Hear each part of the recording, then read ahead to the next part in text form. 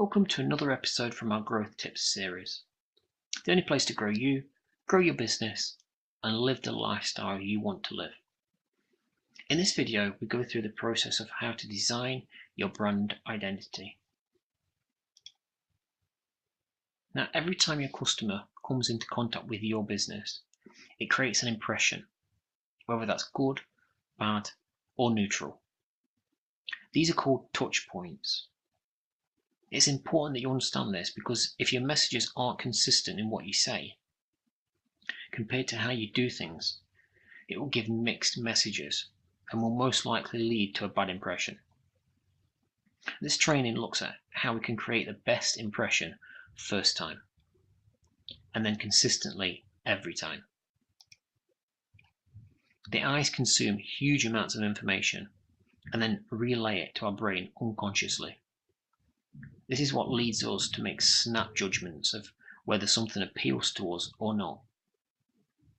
Look at the pictures and just think what reaction each of these has on you.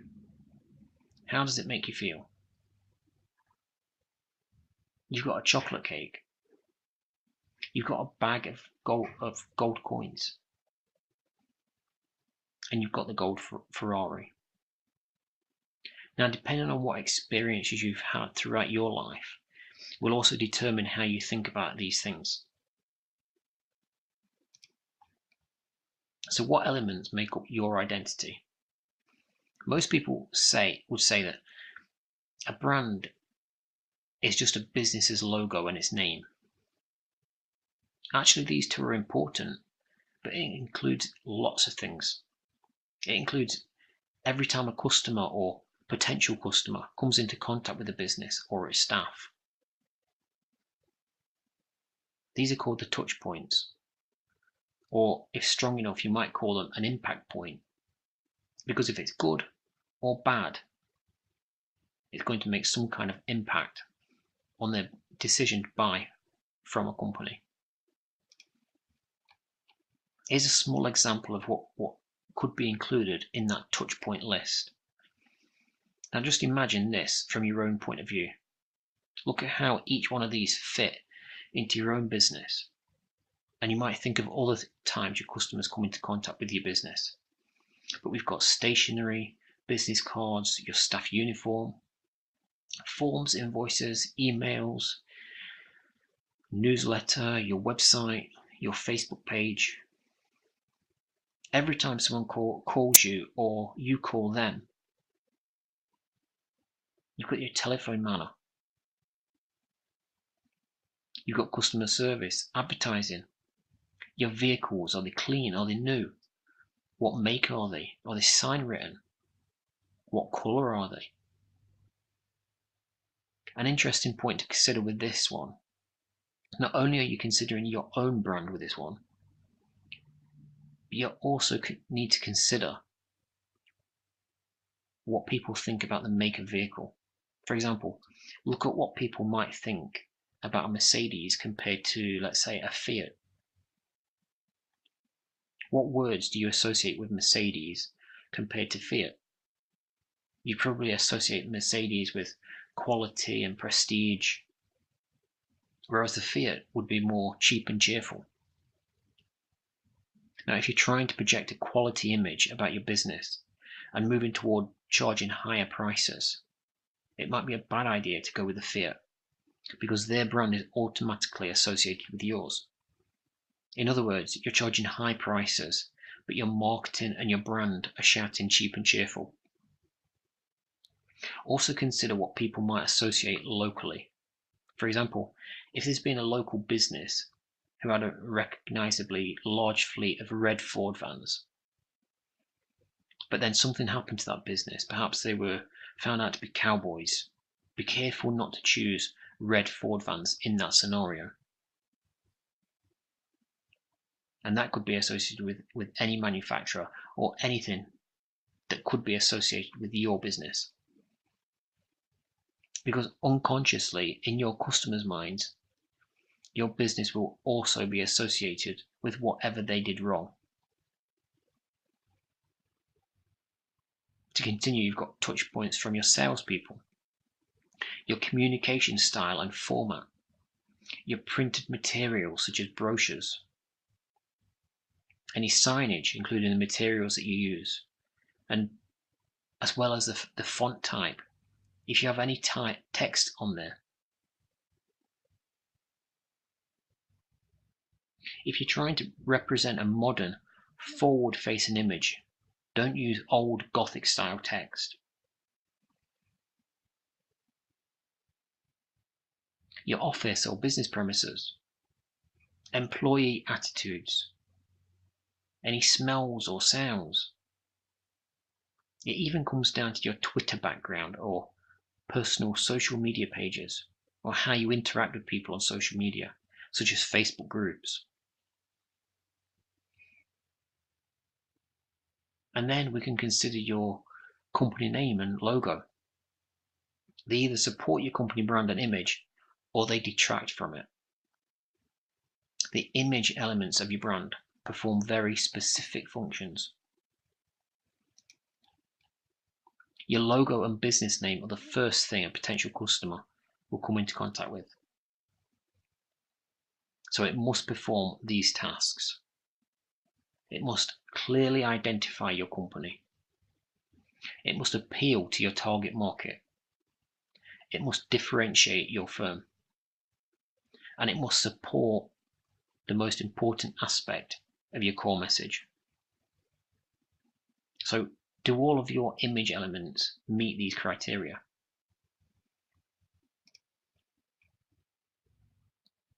Your company name. The business name has several functions and should be chosen with at least one of these in mind. First of all, recognition of your products or services. Is it clear what your firm does? For example, Bob's Electrical Repair is stronger than Bob's Electric. Differentiation. Does your business's name allow you to stand out in your industry? In the legal field, you tend to have a lot of firms that have a bunch of people's names, normally the partners of the business. But you could equally be seen as an accountant, a lawyer, or an estate agent with this approach. For example, it could be Smith, Jones and Williams, could be replaced by Speeding Ticket Busters. Okay, it's a bit of a rubbish name, but hopefully you can understand where I'm going. And number 3, it must have a favourable association with the target market. If the customers of your exclusive salon are primarily upscale women, then Jimmy's Hair Palace might not make sense.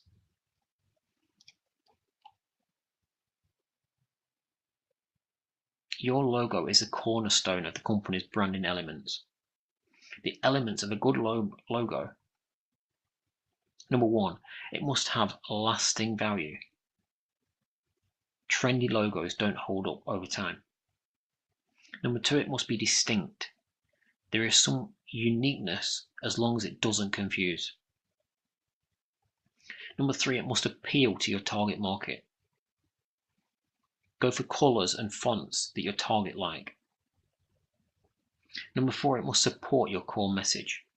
If your message is that you have low prices, your logo should reflect that. In other words, don't use the same font as that used for, say, Rolex watches. And number 5, it must be legible. Many people use font types and images that can't be printed or carried to a large sign. Your logo should be scalable. It should clearly identify your company, and if you can't read it, you can't understand it. Imagine putting your logo on both a business card, but also on the side of a big truck.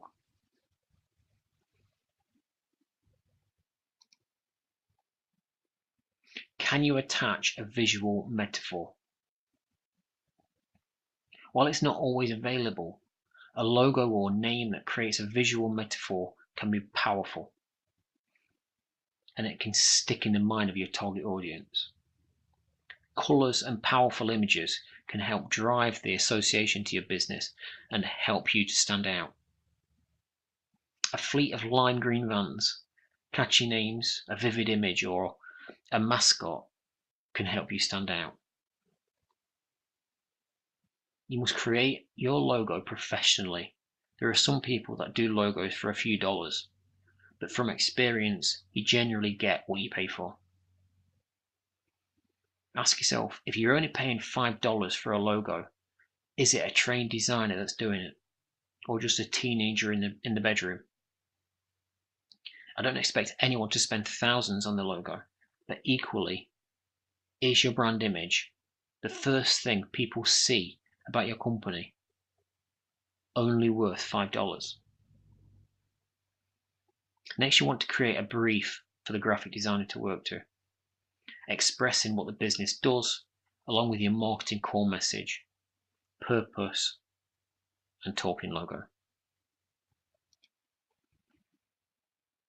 When you've got everything finished, ask the graphic designer to provide a set of standards for the design. And these should include details of the font type, the color code, etc. When you've got this, you can pass it around your business and also pass it on to any external marketing people so they can use it when creating communication or adverts. It basically tells everyone how the logo can be displayed, where the logo is stored, and the details of the logo structure. Now, every time your phone is answered or you make a call, it sends out an unconscious marketing message. If you've got an IVR call system, which is a queuing feature, or music while you wait, you need to ensure any messages the caller hears are in line with your marketing message and your standards. The same goes for the type of music you're playing on there. Try not to leave it up to your system host to determine what music is being played. Remember, everything that touches your customer is going to determine how they think about you. And that especially goes for the type of music that touches their eardrums. Now, you want to create a script for voicemails for everyone in your business. A voicemail message that conveys your core marketing message. Use the same template for everyone in the business. This shouldn't include telling the caller that you're away from your desk or you're on the phone. They already know this because otherwise you'd have answered. It can include a short message about a new product, a tip, or perhaps a relevant quote. Email. A template email signature is the biggest place where businesses fall down. As the business grows, you tend to find 6 people, all with 6 different email signatures, and each giving off mixed or different messages to the audience. I once received an email from a new girl in the firm. She decided to create her own email signature. It included lots of pretty pink hearts around her name.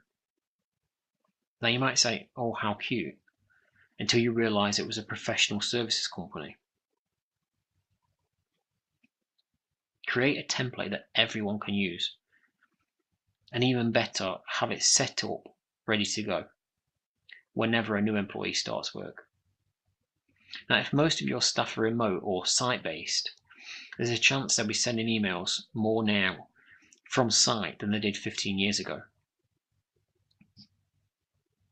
They might be doing that through their mobile phone rather than a PC or a laptop, but most email providers will automatically attach the signature every time an email is sent from a mobile phone. So you don't need to worry about them sending messages to external parties and the signature being different to everyone else. Your email signature should include your contact information, but also your marketing message. This should definitely not be where clip art or fancy wallpapers appear.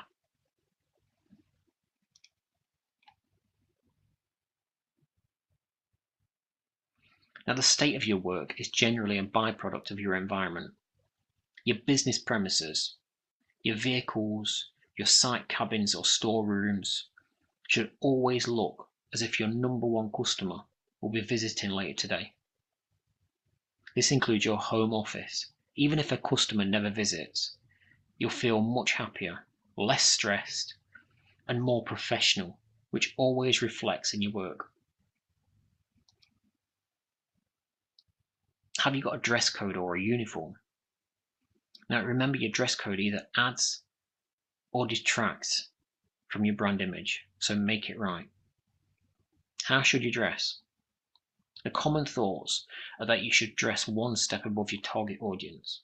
So if your audience wear casual suits, dress in a three-piece suit. If you work for homeowners, look at what your competitors wear and go one step up from that. You don't want to be wearing a shirt and tie to clean the windows.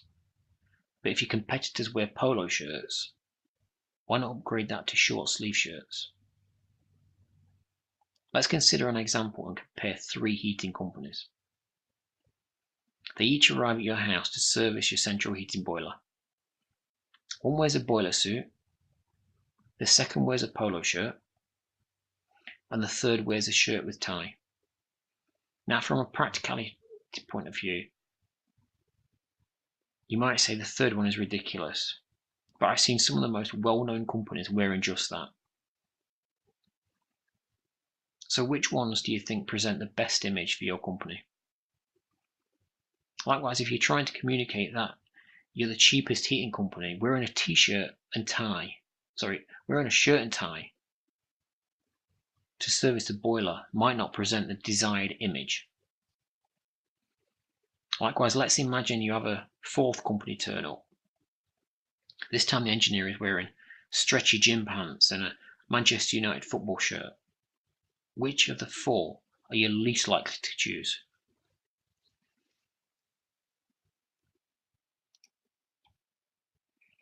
As you start to do all of this and you start to work out what fits well with your business, it's good to practice repeating and perfecting the process, but also, over time, also documenting it. You can even package these processes up and give them a name. Anyone new in the business can easily identify how they achieve a particular objective then.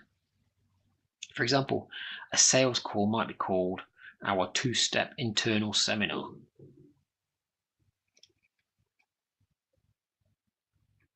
And the first step to improving your image is to look at where you are now.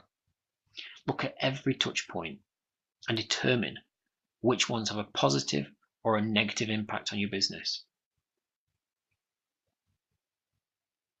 As a starter, before doing it on your business, why not try it on a business you've never had any experience of before? Perhaps go to a local coffee shop, see how everything has a positive or a negative impact on how you feel about the business. Everything from the sounds, the seating, the table layout, the menu, the smell, the colour scheme, the feel, how comfortable it is, the product, the staff, the uniform, the shop signage, the car parking, the location. By doing this a few times, it gives you a different perspective on your own business. Now you can do the same in your own business, this time with that heightened senses. Call the business, go through the process of buying and delivery. Why not do the same with your competitors? Call them, write to them, even experience their service delivery.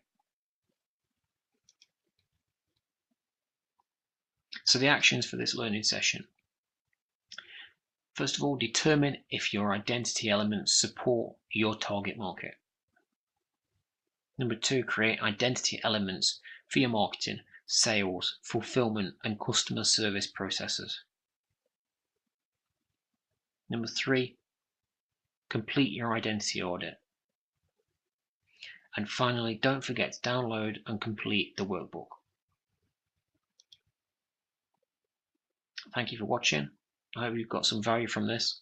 You can download the workbook by clicking the link below. If you think others would get some value from this, Please invite them to join the various social media groups and pages. And that's it until the next time. Thanks for watching. I look forward to seeing you next time.